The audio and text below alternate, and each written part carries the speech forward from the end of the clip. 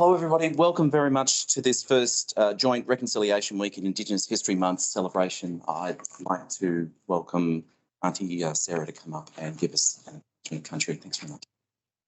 Good morning. I'd just like to welcome and do acknowledgement to country. We acknowledge the First Nations people and the continuing connections to the country and sea. And as a custodian of stories of Manila, we are inspired by the tradition in our work to share and preserve Murray memory and support law women and law men. We acknowledge the Turrbal and Yagara peoples as the traditional custodians of the lands of which we are meeting, and recognise elders and communities joining us near and far. We pay respects to your family and ancestors. We ask for safe passage for the good and important yarning that is about to follow. Thank you. Good afternoon, everyone. For those of you I haven't met, my name is Michael Gapes and I'm a partner here at Carter Newell Lawyers. Carter Newell are extremely honoured to be hosting this joint QLS and Carter Newell National Reconciliation Week and Indigenous History Month event here today. Now I want to hand you over to the MC for this event, Matt Dunn, who is a QLS Policy, Public Affairs and Governance General Manager. Thank you very much, Michael, and thank you very much, Auntie, for your beautiful and heartfelt acknowledgement of country. The QLS would respectfully join in acknowledging the First Nations people as the traditional custodians of this land. And I'd also like to particularly recognise the special guests here today, Auntie Sarah Addo, Uncle Terry Stedman, Auntie Margaret Hornigold, Magistrate Payne online, QLS councillors, the partners of Carter Newell, our gracious hosts, and of course, our special guests from Maple Park High School. You are all very welcome here. I'd like to say a very big thank you very much to Carter Newell for hosting today and for all of you joining us here in person and also on Teams. Now, as you may know, QLS has been committed to reconciliation and its first RAP was commenced in July 2017, and then there's been a continuation of this with our first 5-year First Nations Cultural Outreach Strategy. QLS and Carter Newell have collaborated in reconciliation initiatives with LawLink and have published articles in Proctor, and we're thankful to continue that collaboration, and we're very pleased that that journey is continuing today. Now, today's presentation is going to be in 2 parts for you all. Auntie Sarah will speak first to the importance of Voices for Generation and her tireless work with youth. And then Auntie will speak to Indigenous history, growing up in Cairns, and her history that has spanned going back 9 generations or more, and let us know about that. We're very privileged to be able to hear from Auntie today. Now, the room's been set up in a yarning style, and if you have any questions, please feel free to raise your hand. Now, if you're on the Teams, please type them in the comments, and we ask that those on Teams keep their speakers on mute. In support of generations, we're raising monies today for the Indigenous Literacy Foundation, and you're welcome to donate using the money boxes in the room today. There's also money boxes back at QLS, at the QLS mothership on level 4 and 5 for those that are on Teams. And alternatively, you're also welcome to donate online. I'd now welcome Auntie back to the stage. Auntie is a proud Jimubara, Yarrabara and Kungunji woman and elder. Auntie Sarah is a tribal consultant at Cairns All Black Sports, Recreation and Cultural Services, and also works in residential care. Auntie and her family are very athletic, and you may be familiar with her son, Sterling Addo, and her nephew, Josh Addo Carr. Please join with me in welcoming Auntie to speak to us today. Thank you so much, Auntie. Thank you very much for those kind words. That's really lovely. I just want to make myself comfortable. I've been telling Lou and Heather I've been very nervous because I'm not usually a public speaker. But if we can just bow our heads, and I just want to say a prayer. I just want to thank you, Father, for all that you do for us, Father. I'm going to tell you that we love you, Lord, and everything that we do is for your honour and glory. We like to ask for sins to be forgiven, Lord, not just for us, but for those who struggle and need help, Lord, that you bless them, Father. And we want to tell you, Lord, that we love you and thank you. For without you, we are nothing, Lord. So we thank you and give you all the honour and glory today. Amen. Amen. So I just want to say good morning, ladies and gentlemen, and distinguished guests online and in the room today. I just firstly would like to say, my name is Sarah Addo. My language name is Goyala, which is the Seagull. And I have another language name, which is Dijanji, which is the great white shark. So this was given as traits. Goyala are more authority totem because of the work I do for country and for our people. And Dijanji is more for like taking on people to maintain the truth. So they won't get fire without, if they're saying wrong things, they will be pulled up and put into line. So my aunties gave me that, and it depends which day that I use those totems. So I'm very honoured to have those and be given those by my traditional elders. My totem is the Goyala, the sea eagle, the conjurer, the crocodile, Wongalai, the cockatoo, Jaban, the scorpion, and another totem of our tribe is the Jarrigan, the scrub hen, but it's directly not my totem. Our bloodline descend from the Dumri and Goyala story, the Dreamtime creation for the Gimoibara, Yarrabara, Kunganji peoples, and my moiety affiliation clan is Gurubana, the land and sea people. Just in regards to Gimoibara, Gimoibara means traditional people belonging to what is the area of Cairns, which used to be called Kimoy, which means place of many waterholes. Yarrabara is the traditional language name for what is now the community of Yarrabah. So we actually had traditional language names that associated us to those areas within our native title footprint. I was born and raised in Cairns City, Far North Queensland. I am the daughter of Sam Addo, a Gimoibara Yarrabara Kunganji, an Aboriginal man from Cairns in Yarrabah. As Kimoy is the traditional language name for what is now Cairns, meaning place of many waterholes, and Yarrabara is the traditional language name before it was named Yarrabah. I am also Nawagi tribe of Ingham, about 100 k's north of Townsville, through my dad's father, Ernest Addo, but hold direct native titleship to Cairns and Yarrabah through my dad's mother, Mary Addo, who is a Gimoibara Yarrabara Kunganji Gurubana woman. My mother, Aileen Addo, is the mayor of Old Mapoon and is of Western and Top Cape York Peninsula. Our Aboriginal lineage descending from the Kookaburra clan, Kowanyam, through her mother, Topsy Warwick, and through her father, John Warwick, who was from Roper River, which used to be MacArthur River, situated at the fringes of East Arnhem Northern Territory. My mother is also of Torres Strait Islander descent through her father, Bus Savage, who is from Bardu Island. So just in relation to those genealogies, I wouldn't have that if we didn't have the voices from each generation coming through. That's why it's very important that we have voices, elders still maintaining law and customs passed down to the next generation. Both my mother's grandparents were part of the stolen generation, as grandfather John Warwick's mother was Aboriginal, but his father was an Irishman by the name of John Warwick. Grandmother Topsy Warwick had an Aboriginal mother, but a Chinese father. Both of these fairness. Because of their fairness, they were taken as part of the stolen generation. I just want to elaborate on a story that with grandmother in regards to that situation. So because they had a lot of the half-caste children out in Normington, and when the Aboriginal protector used to come, the old ladies used to get the babies and wipe them in charcoal. So, of course, the Aboriginal protector wouldn't pick up on their children being half-caste until, there was a dispute within the tribe, and as payback, someone would dob the mothers in, and then the children would be removed.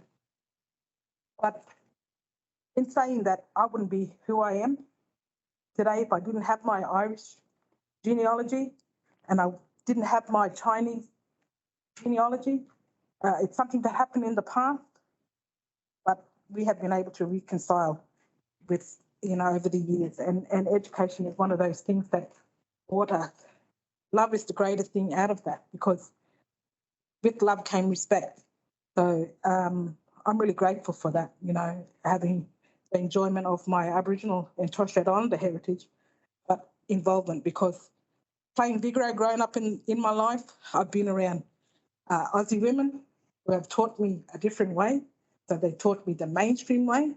And I'm really thankful to people like Annette Baker, Jenny Fletcher, Aussie women that kept me strong and kept the faith up, kept me strong in sports, and just molded me to the woman I am today. So I'm really honoured and grateful just for that interaction with them and the reconciliation that, we're just not about Aboriginal and Torres Strait Islander people, but we're about our fellow Aussie people as well, who had a lot of impact into Aboriginal affairs and the way we are today.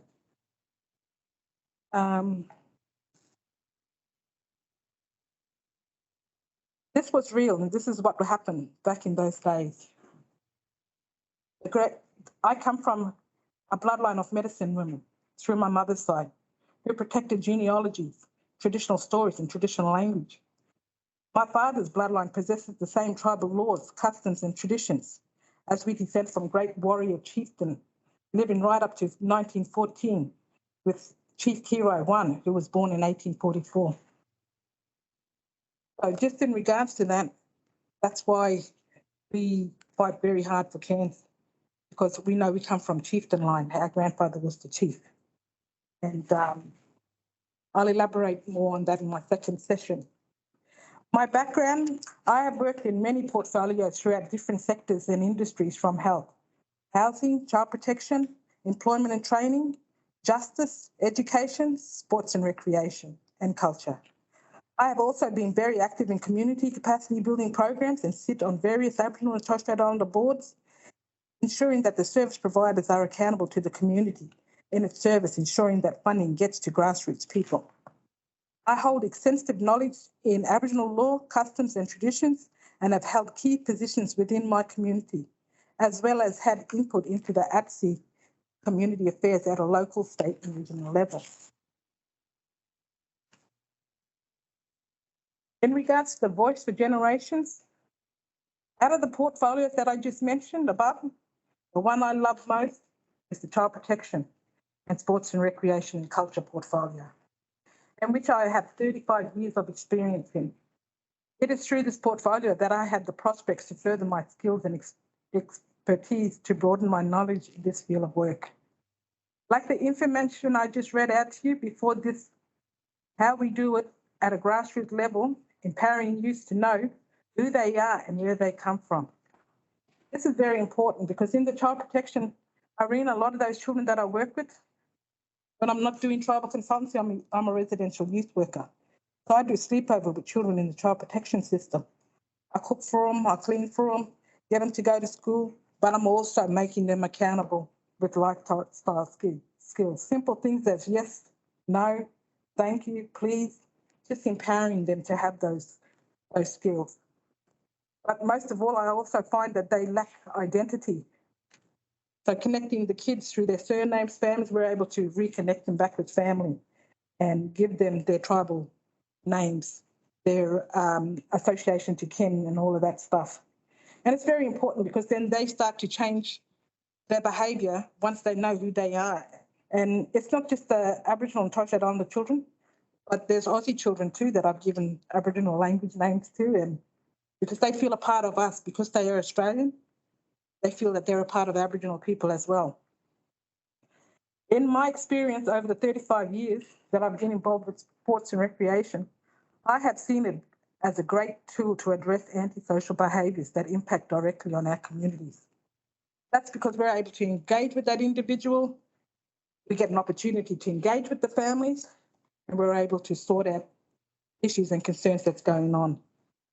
The likely chances of that child changing is 100%, maybe 90 to 100%, but at least we've changed their way of thinking. And that can't happen. That hasn't happened for a long time, that voice, having that voice. The antisocial behaviours were addressed through active engagement with grassroots people so that activities, programs and projects were designed to address those issues and concerns so that it benefited the wider community. So we did programs in the past where we targeted our Aboriginal and Torres Strait Islander people, but we included the wider community because it was about cultural sharing. It was about participating together because at the end of the day, as a community, we want them to benefit, not just Aboriginal and Torres Strait Islander people. Being Reconciliation Week this week, we should be having, through dialogues, a meaningful conversation that can develop solutions with people in high places. We had chaos in our community because there is little engagement between elders and youths. When Aboriginal people had the Indigenous Community Sports and Recreation Officers program, there was no high rate in juvenile offences. But when it was ripped and given to a mainstream organisation, the youth crime rate has doubled, tripled, and is now out of control. So once again, that voice with the generation, that was an opportunity through your sport and rec programs, because you had the mainstream organisation being more centre-based, but if they were more community-based, you would get a better, more outcome. And that's when the Aboriginal people had the program, we were doing community-based, and we were actually kicking goals because we were able to address a lot of the issues and concerns. Not only that, we had community participation and involvement, not just from your Aboriginal Torres Strait Islander community, but your wider community. Once again, bringing benefits to everybody. Truth telling is what these youths need. Truth telling in the sense that what they are doing is wrong. Or what's to say that this youth person is hurting due to terrible things that is happening to him or her in the home? A voice of elders, aunties, uncles, or positive role models within the family, clan, tribe, or community cannot occur unless we reconcile to discuss the issues and concerns affecting the individual and the community. This is how it was done in my generation, in Aboriginal law and societies. We didn't have TV back then. Everything was handed down orally. But then, even though I was born in 1969 in Cairns, it still seemed primitive at that age. I remember living at Rice Creek, our tribal estate, hunting, fishing, gathering on the land, and shooting parrots, plucking and gutting them and roasting them over a fire to eat. We had no fridge. We were still living off the land and was taught to hunt and gather many foods upon our traditional lands by the tribal elders. Also, a part of the handing down from one generation to the other was we were taught laws, customs and traditions associated to our tribal land, in which certain things had to be done a certain way to protect our laws, customs and traditions. For example, a certain flower that blossoms will tell us that the jingi is in season, which is prawns. So if we would go to the riverbank and there would be an elder, they say, oh, the yellow flower is blooming. Let's go get some prawns. So there were signs in our country, are in great numbers and can be hunted. The mangrove mussel, when air bubbles out, you stick your foot in and press down and you'll find a knuckle. Air pockets from a distance will also show that there's signs of mud crabs. These are all the things that I learned when I was growing up. This clearly is not happening today, as the voice has been shut down. No representative body, no service provider to assist the elders to deliver the voice of our culture to the next generation. Our tribal youths are benefited because we still practice our tribal ways. But what about the wider community who live on our traditional lands and need to learn these tribal ways? This is occurring due to lack of funds or no funds or service providers to address the issues and concerns raised by the elders. And a community plan needs to be developed for a way forward. Saying no to a voice will mean no change, and we will continue to have antisocial behaviours occurring in our relevant communities. Unless we unite in our community and as a nation and work together and realise the importance of activities, programs and projects being delivered by Aboriginal people, then we will see the change. And I just wanted to just leave you on a last little note that is missing. I have 30 years of sports and recreation and cultural services, and it is a voice that's missing, definitely. That's why you have the high rate of juvenile offences happening in Far North Queensland and all over, because of that engagement and that voice going down. Because only at the end of the day, only Aboriginal and Torres Strait Islander people can make Aboriginal and Torres Strait Islander people accountable. and that's through custom and laws, and each of them know that. I think I've got 6 children of my own, all adult children, and I make them accountable, and that's what it's all about, accountability. And to hear my children throw my words back at me, I say, thank you, Lord. And when I hear my grandchildren chucking those same words, I say, amen and amen. Because I'm not speaking. Sometimes I feel like they're not listening. They're not, Lord, they're not listening. But when they throw my words out, that's all I can think. And that voice is very important. I can go back 9 generations. I can talk my history, but other children can't. And that's why the voice of the generation is so important, that we got to maintain that, because the youths can't do it on their own. A lot of them think they can, but they can't. And we really, as adults, need to take that and say, no, this is the way. This is the way that it's got to be done. And I'd just like to close on that and ask anyone if they have any questions that they might want to ask. I'd have to. Just want to ask a question. When you were talking about the sport and rec funding and how it wasn't community-based, one of the things I was thinking about, from my knowledge, is when it's in community, it'll run after hours, which is when a lot of these young people need it. When it's a centre-based thing, you can watch it at 5 o'clock in the afternoon and not open on weekends. So, in that way, the community knows the best times when these things should be put together. I know in the community, obviously, they have midnight basketball, and people would come for that. They have a sausage sizzle that went along with it. So they're the kinds of things I think we were saying, and there's no funding. It's parked over here instead of where it should be. Yeah, you're exactly right, because that's what we did up there in Cairns. We did midnight basketball. We had programs going after school, into the night. Even on school holidays, we had programs going. So it was continuing, and then you would have your community consultation, and there'd be issues coming out from the floor. And see, that's something that hasn't happened for a while, is community consultation. I went to a community consultation in Cairns at a 5-star hotel done by DATSIP, and they were all middle-class Aboriginal and Torres Strait Islander people sitting down there. And I said, where's the community? Where's the community? So, that hasn't happened for a long time. And until we can redivert the funding back, or, get a voice in there to government to say, I've been going to government for the last probably 10 years with a plan saying, here's the plan, but it gets knocked on the head. They favour the mainstream organisation, and that's true about the Centre Bank. I was the regional manager of PCYC, where that Indigenous Community Sport and Recreation Officers program went to, and they were centre-based.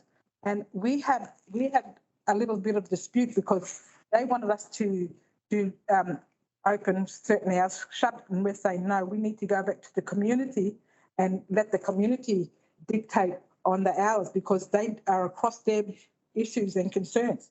And not only that, your problems in Hopevale would be different to your problems in Mapoon.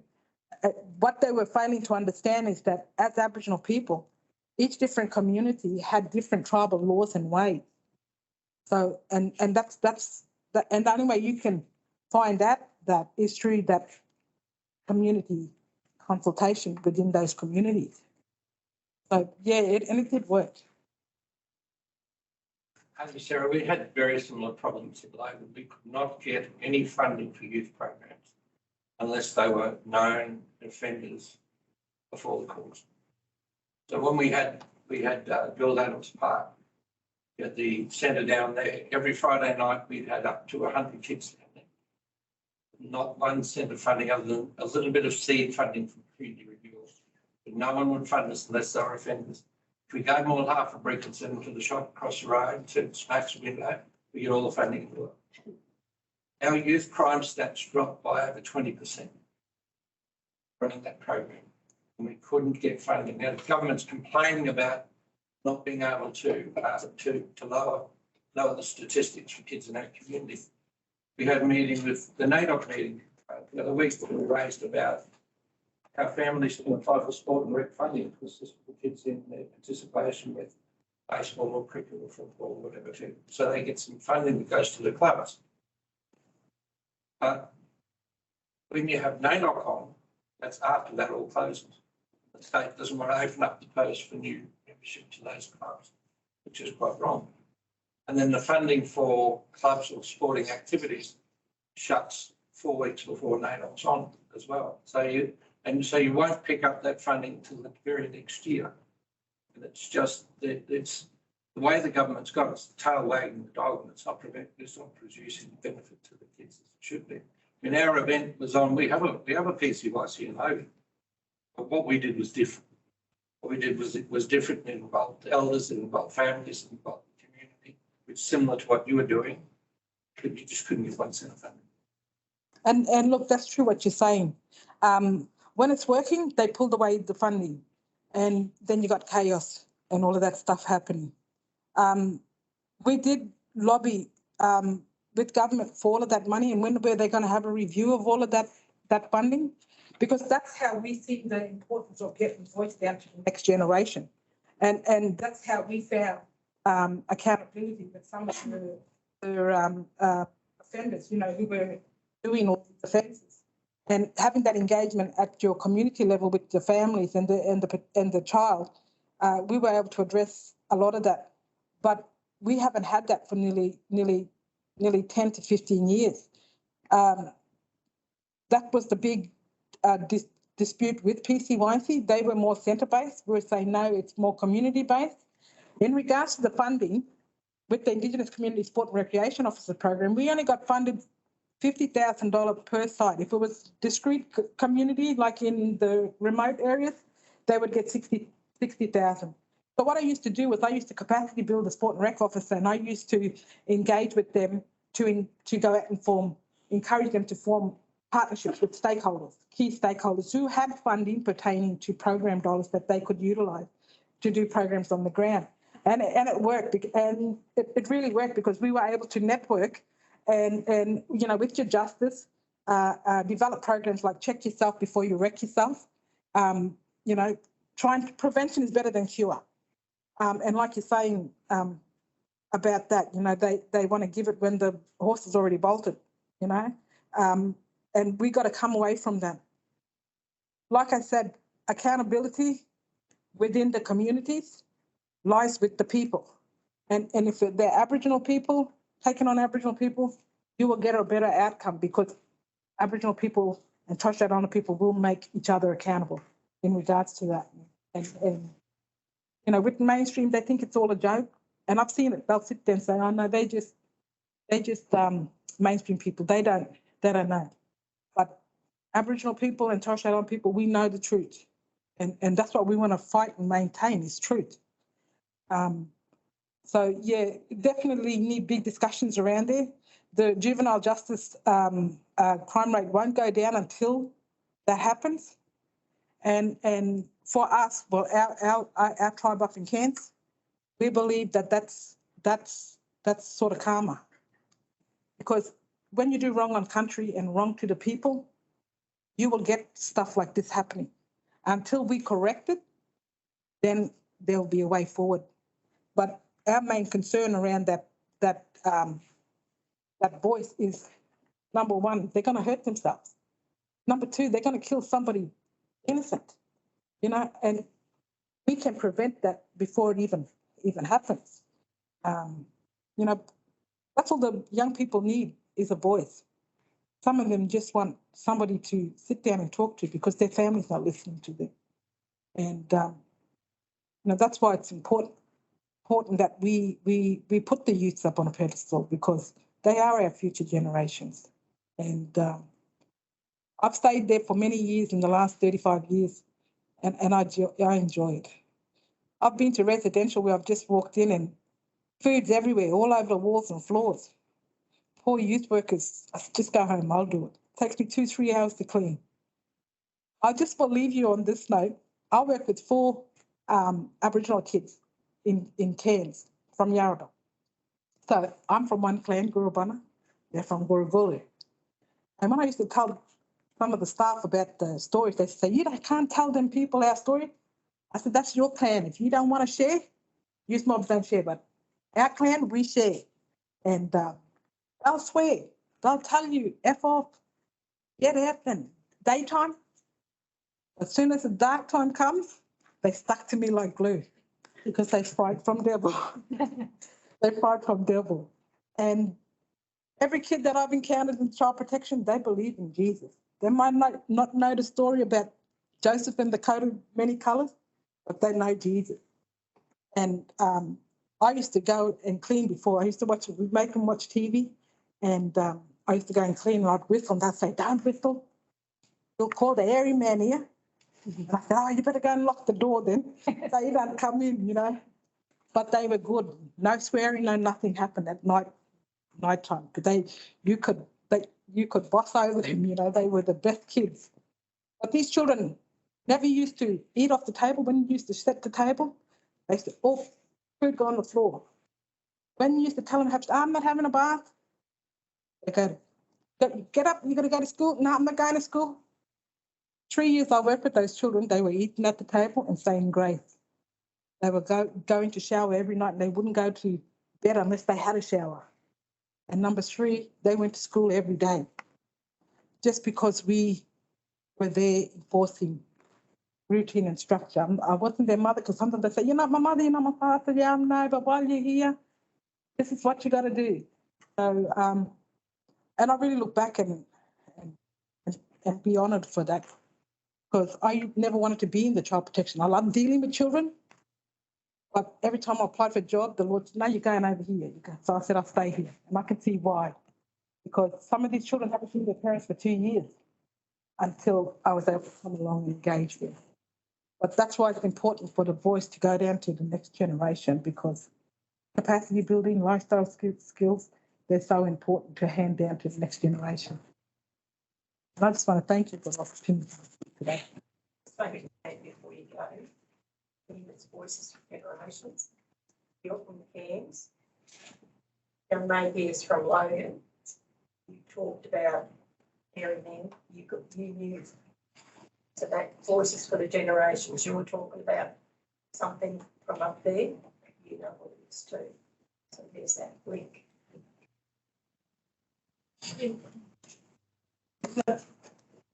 I'll hand it back. Thank you. Thank you so much, Auntie. Thank you so much for the tireless work you do. Thank you so much for being a passionate advocate for a voice for the people, a voice for community, and a voice that gives identity, a voice that gives inclusion, and a voice that can heal, a voice that can do so many wonderful things. Thank you so much for that. We'll now move on to the second part, which is to deal with Indigenous history. And Auntie Sarah will talk about the history as well as the customs, traditions and healing practices, dreaming and genealogy of her people. Welcome very much, Auntie, to the Yarning Circle. Well, thank you once again. I just want to talk about the history of the native title. So as I mentioned before, I was a regional manager for the PCYC. In 2012, my auntie came and seen me. She said the Yurankanji and the Emo Wallumbara Dingy people are sort of claim on our land. You need to come and help us with the claim. That was early in 2012. Then they came again in the middle of 2012, and they said the same thing. We need you to come. You haven't been to elders meeting. We need you to come. So I said to her, look, Arnie, I'm busy with work. I've got 35 sites across Queensland that and I apologise for not being at the elders meeting, but I've got commitments. Then she came at the end of 2012 in December, and she said, look, we really need you to come. The sergeant at the time, who was Senior Sergeant Bird, he said, Sarah, you've got your three-year contract ending in December. We need to renew for the next 3 years. And we need you to sign your contract. So it's up above board. I had to decline that 3-year contract. It was nearly a $70,000 to $90,000 paid position. But the calling of my auntie and uncles were very important. So I said to the sergeant, no, I can't take up the offer. I said, my old people need me to return. We've got problems with our land in Cairns. So I had resigned, stepped down, didn't renew the contract. In January, I was back on Centrelink, waiting for February to get onto TAFE, because if I'm not earning, I like to be learning. And while I was learning, I was able to go back and do a lot of the research. I had to sit down with elders and do affidavits of 20 elders, get all of the affidavits, go and find all the research to support their affidavits, all the evidence that support the claim, just so that we would have our facts right and stuff like that too. As I said, I descend from Kiroi, born 1844, who had a son named George Christian. So this is Granddad George Christian here. And Granddad George had a daughter named Granny Ida. Christian married a De Silva, a Sinhalese man from Sri Lanka. And Granny Ida had 7 children, born at Alligator Creek in Cairns. And one of those children was Mary Addo, my father's mother. So Mary had a son named Sam, and Sam had married Aileen Addo, who had a daughter named Sarah. And I've now got a son named Lee, and I've got my next generation, which is Tarika. So that's 9 years of generation that I can go back for my family in Cairns. So Granddad George Christian, father was language name is Kiroi, and you had Kiroi 1 and Kiroi 2. So our grandfather used to go out onto traditional fighting grounds, and that's where they sorted out tribal warfare. So on our boundary of our lands, we had a Jabbergai and Kunganji fighting ground at Double Island. At Smithfield, we had another Jabbergai Kunganji fighting ground. To the south, we had a Kunganji Idinji, and to the far south west corner, another Kunganji Idinji fighting ground, and then right on the coast, we had a Kunganji Mamu fighting ground. So that's for the internal tribal warfare.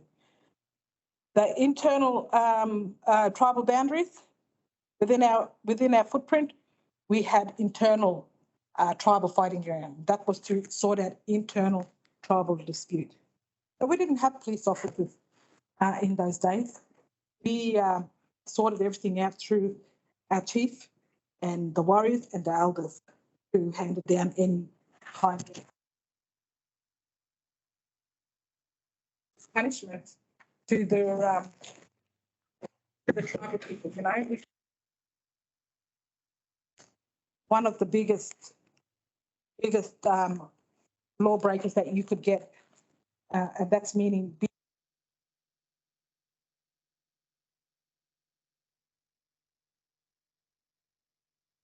My tribe is the Kunganji. My clan is the Gorabana. And I mentioned my totems, which is the great traits that we have. But I descend from the Damri and Goyala story. So each Aboriginal people across Australia, we got dreaming that associate us with our country. And associated within those dreaming places are your landscapes that forms the stories from what our dream time. So Damri and Goyala were brothers, spiritual brothers. And I did a welcome to country one time, and I said, that they were spiritual giants. And one lady said to me, spiritual giants. I said, yeah, the Bible talks about spiritual giants, in Genesis chapter 6, verse 4. And I said, that's why Aboriginal people were so receiving. I know for our people up north, we were receiving because we already knew God. We knew that he gave us our identity. We knew that he gave us this land.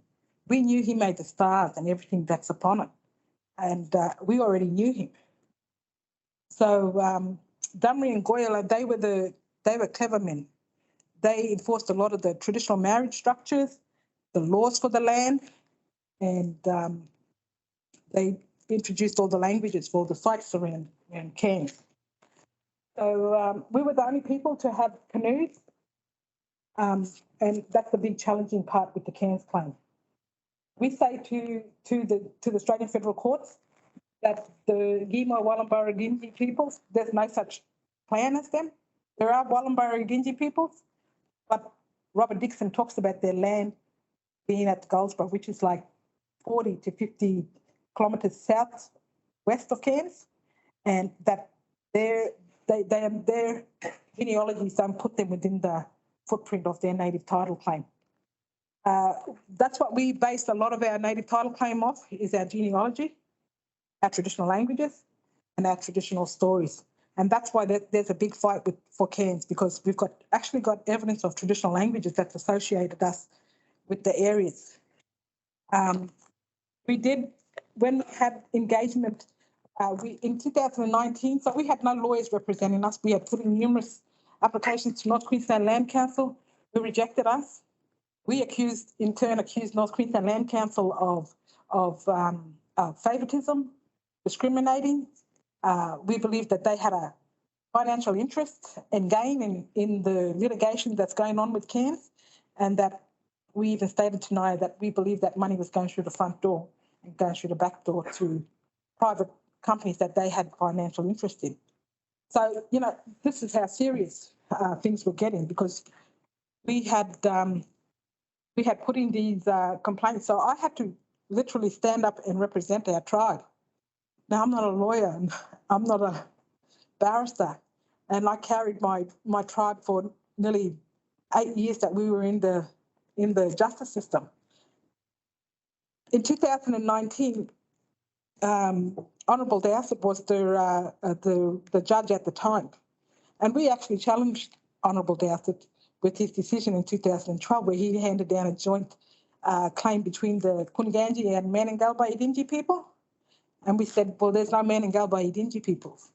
And if you have a look at his reasons for judgment in that case, you will see that there's 12 apical ancestors, and there's 13 apical ancestors. 12 of them are Kunganji, one of them is Idingi. So when you actually go to the bottom and you have a look, and it says adopted. So when we asked for the report in the protocol deed process, so Honourable Dowsett was the judge. So he said, okay, how can we sort all this? We said, we want to look at the genealogy. Bring the genealogies to the table, the traditional language, the traditional stories. Let's be sensible about it, and let's swift through it. So he developed a protocol deed, which was based off pre-sovereign, and 3 questions based off the society at the time of sovereignty and the moiety system at the time of sovereignty and genealogy. So we went back and we had discussions with the tribal elders to say, look, I think it's very important that we do enter into the protocol deed process, because we can actually prove that our grandfather was 32 years old by the time Cairns was colonised in 1876. And I said, he would have been a fully initiated warrior. So, and we knew that we had information from the JCU reports, Dr. Ursula McCornell, but we didn't find that till later, because we were actually tracking down her literature. But they actually brought in, so we said, yeah, okay, we'll go into it. The elders said, yeah, let's go into it. Like, surely Justice Dowsett will see that we to I apologise, sorry, this maybe if I put this over here.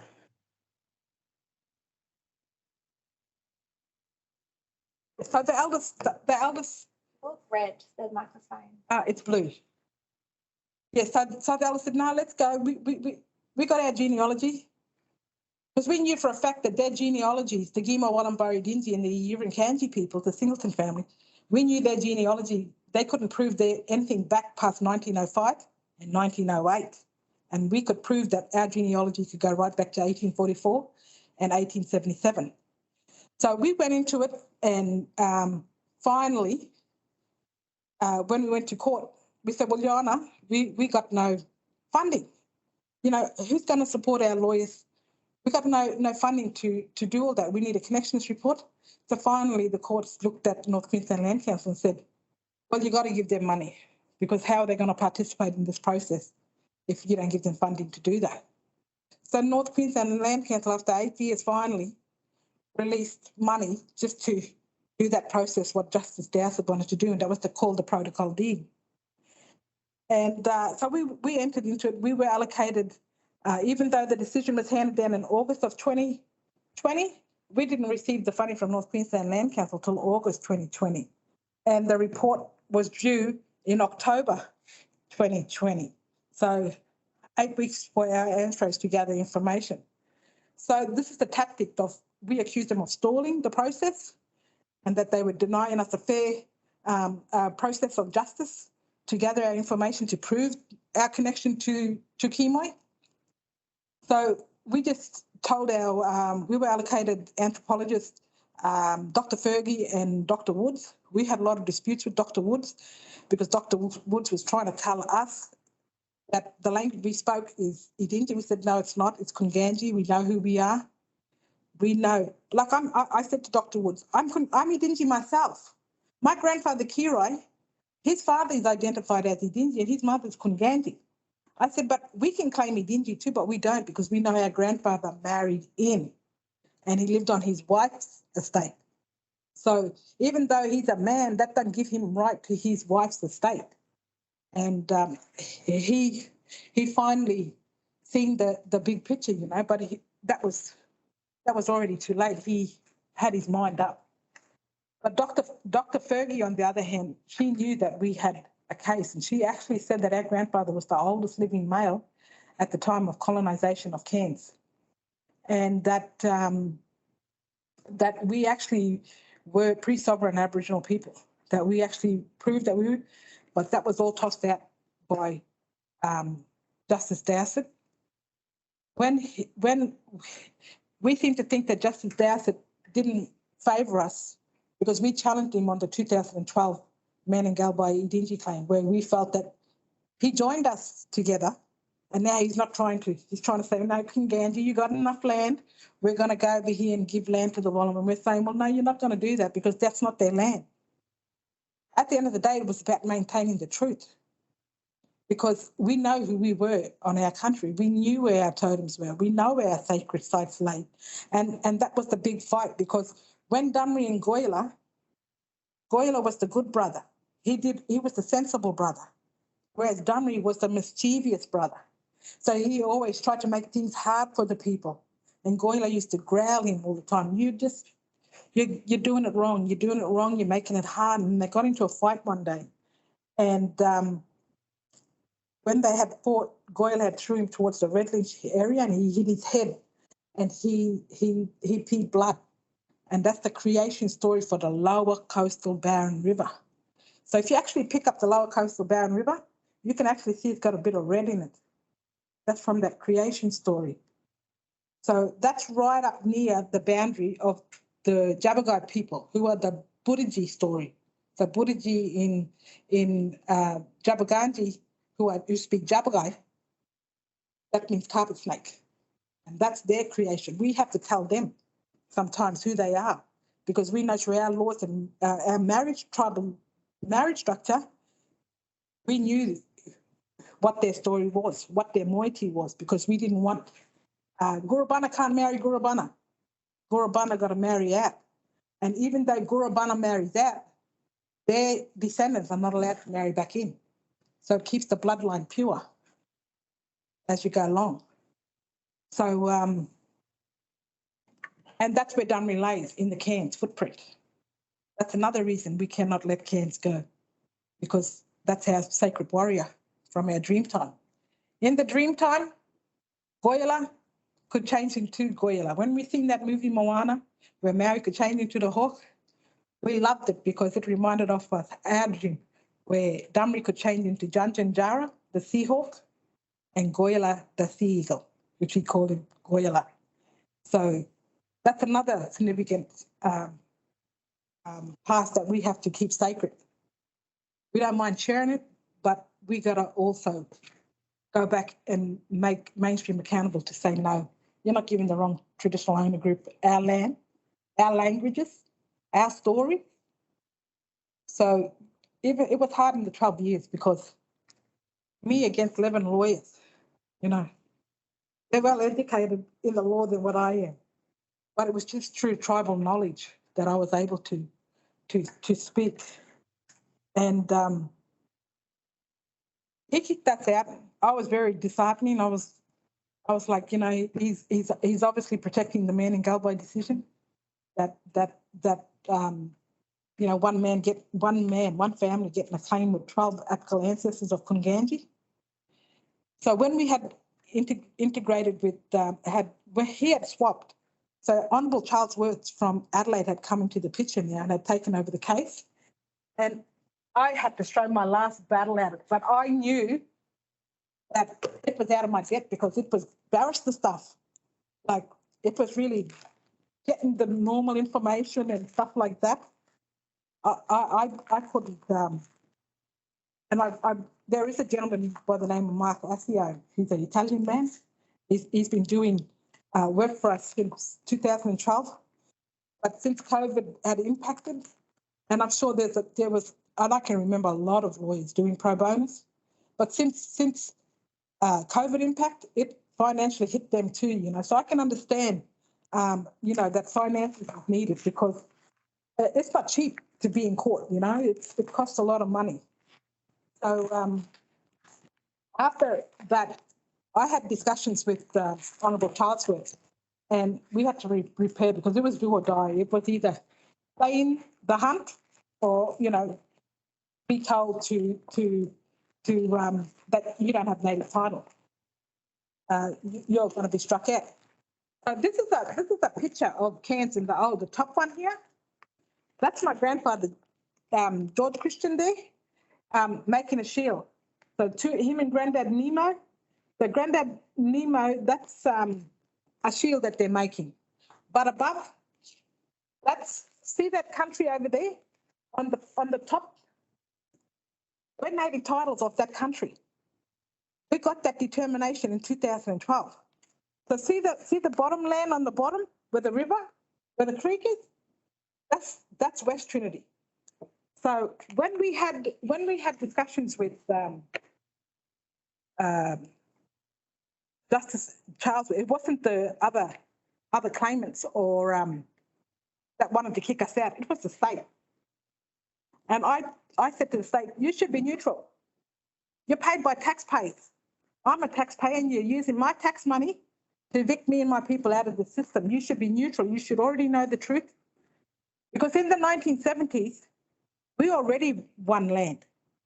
You know, when the Aboriginal and Torres Strait Islander councils were all established in Far North Queensland and around the state, well, they were deeds won back in the 70s, where we actually proved that Indigenous peoples were not the traditional owners of care. And we said to the state, where's that deed? Like, how come we have to come back a second time to fight for our land? Where are those deeds from the 70s that we won, where we proved that Indigenous people were not the traditional owners of cairns? So, as I said, we were the only ones to have canoes in cairns. We were the only ones that manufactured the canoe. And that's our outrigger canoes there, our dugout canoes. Now, we were the only ones to have that. So that photo I just showed you, how can we, and I said, Honourable Charles, would you ever been to Cairns? And she said, no, I haven't been to Cairns. I said, if you jump in a boat on West Trinity, Your Honour, and you paddle across to East Trinity, it'll only take you 2 minutes by boat. And I said, not only that, it was way skinnier back then. That's why these dugout canoes were designed the way they do to get through the narrow waters, bunna, for the creeks. And I said, you can't tell me that my people, my ancestors, paddled one side and never had nothing to do with the other side. And you know what? She turned to the state and she admitted to the state, do these people have land tenures? And the state agreed that we did. But being not a lawyer or a barrister, I should have took up that offer to reduce my claim because the state was willing to reduce it. but I couldn't leave the languages outside, and I couldn't leave the sacred site outside. And that's what the big fight is for. It's for our identity, it's for our languages, it's for our stories. So just in closing, where we're at with that is where we put in the funding for the appeal to appeal the decision to strike us out. So we put an application into North Queensland Land Council. They rejected our application again. So we said, no, we're not accepting that. So we went to NIA and we said, you need to do an internal dispute under Section 203 of the Native Title Act, that we want this decision reversed. We want funding to challenge the appeal. We also want funding to do a fresh claim on the outside of our claim. Because when we got the Yarrabah claim, when we did Cairns and we did consultation with the elders, we did a blanket claim of the rest of our lands. So they rejected us. Currently, we now sitting with NIA. Tomorrow, our lawyers, who have been working for us for free for the last 3 years and more, will have a meeting with their lawyers to discuss that Section 203 FB. We've been advised to go back to North Queensland Land Council to ask them why they have rejected our application again, and to have a look at the internal investigation, because what they did was they didn't do that to anybody else's application, only our application, funding application. They brought in a barrister to see if our argument had merits to win win an appeal. We said, well, he's not a judge. You know, you give us the money and the judge can tell us that. And that's where we're currently sitting at. Yeah. So it's been hard. It's been a long road because I love sport and rec. I haven't done sport and rec for 15 years because all my time gets taken up in research, putting together documents, sending emails to local, state and federal government saying in red and capitals and bolded, we object to any native title decision for Cairns. So, you know, it takes, one email can take 2-3 hours because you want to get the words right. You want it to be a sensible email, not offending anybody, but just getting your point across. And it's been challenging, but I've learned a lot because even though I had to do it on my own, it taught me a lot. It taught me a lot. In our working group logo, we've got the sea eagle and the Gimawara Kunganji logo, and we got the like the Aboriginal flag on the bottom, and then we got the Goyala holding the Australian flag. And one of the youngsters said to me, Arnie, why you got the Aboriginal the Australian flag? Like it's Aboriginal thing. And I said, yeah, but we couldn't do it without help from these Aussie people. That flag represents the good Aussie people that tried to help us. Not just in today's society, but the past. There's people that have been there with Aboriginal people and done the walk and done the talk too. And we have to give respect and acknowledgement to that too. So, like I said, it's challenging, but at the end of the day, the truth will set us free. And that's why I fight. Still wishing, I know that God's going to restore me to go back and do my sport and rec. And, you know, but I'm happy with child protection because I get to engage with these children. I get to capacity build them and I teach them Aboriginal stuff. I've been employed in 4 different child protection services. One of them we went to court because he didn't like how I was teaching the children Aboriginal just because they had blonde hair, blue eyes. But just in closing, I said to those kids, we was watching State Origin one night. They 2 twins, Mark, a little boy, he's about 19 now, and Nellie would be about 19. I got invited to the 18th birthday of the 2 twins. I was really honoured. The family acknowledged my hard work with them. And we were watching State Origin one night, and they said, you got a, who you going for? And I said, I'm going for Queensland. They said, but Josh playing. I said, yeah, but Addo is Queenslanders. Cars are Courage, you know. And I said, I'll go for, you know, I'm going for Queensland. They said, oh, well, we're going to go for anyone, Arnie. And I said, you can't do that. You got to pick a team. You know, it's not fun. They said, no, Annie, did you know our tribal land starts in Queensland and ends in New South Wales? And I said, well, I can't argue with you. I can't argue with you. And when the boss of the child protection said to me, you're teaching them too much Aboriginal, they don't even know they're Aboriginal. And I told him, I said, you tell me, how come they told me their tribal land starts in Queensland and finishes in New South Wales? I just like to leave that on that. That's the importance of native titles. Thank you. Does anyone have any questions? Are we going to leave that for Yarning Circle? Or we might leave that for Yarning Circle, and I might just hand it over to back to the host. All right. Okay. Look, thank you so much. Thank you, Auntie. Thank you so much for sharing your time with us today. Thank you so much for sharing your stories, your photos, customs and traditions of your people, and educating us all. I certainly learned quite a lot and really came to understand a little bit about what you had to say, which was just so important, but also so heartfelt. Thank you very much. I know as a token of our appreciation today, the great folks at Cardinal Newell have a small gift for you to say thank you so much for coming today. Really, we've all been enriched by the insights that you've given us today, and we have a greater understanding of that history and culture. Thank you so much for sharing that. And just a quick reminder for those that are on the teams and otherwise, you're very welcome to donate the money using the money boxes and alternate the all online donation system as well for a very good cause. And thank you very much for coming and being a part of things today. And thank you very much to the folks who are on teams. And thank you for the folks in the room. Thank you very much. Okay, thank you.